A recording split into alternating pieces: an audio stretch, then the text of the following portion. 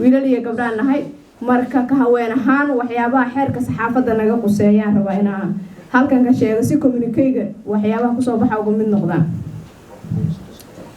Community Women Network ahaan markaan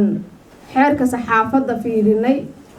horta haba yaraatay kuma jiro hal qodob oo gabdho taageeraya marka laga reebo hal meel oo ay ku qoran tahay in hal gabar lagu soo daro guddiga gabadhaasna waxay ka imaanay ururka haweenka qaranka hadaa ogtihiin marka hal kuma jiro u hiilinaya gabdhaha saxaafadda xilligan ku jiro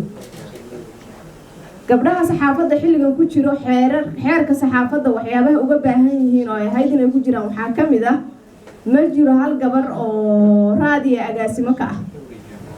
xeerka saxaafadda waa inay ku cadaataa in gabdhuhu doorkooda ay ka qaataan sida 30% xildhibaanada inay noqdaan ay ku caddahay in gabdhaha miiska go'aan gaarista la geeyo waa qasab asagana xeerka saxaafadda inay ku cadaataa oo madaxda warbaahinta lagala hadlo taas waxaa jira gabdhaha waxyaabo kale ay u baahan yihiin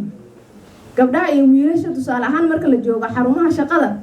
musqulaha ma wadaagi karaan sida ay u wadaagin meelaha hoteelada iyo musqusha gabdhaha iyo midda wiilasha u jirto waa inay helaan musqulo gaar ah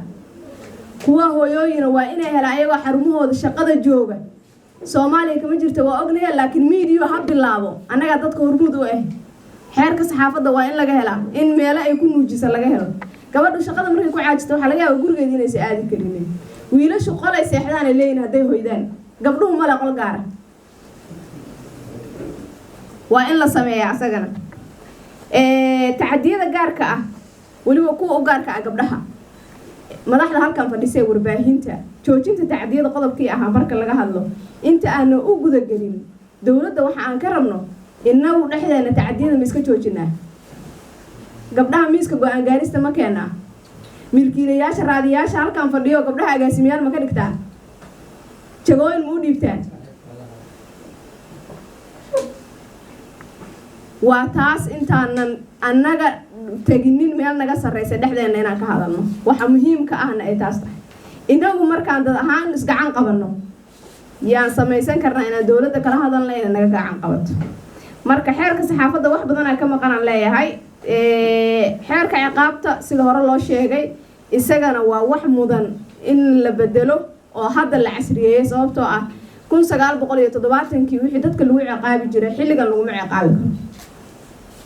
sababtoo ah dadku way ka bedelan yihiin dambiyada la gala way ka bedelan yihiin dambiyadiga waa in mid saxaafadda gaar ah uu jiraa aadaan u maasantiin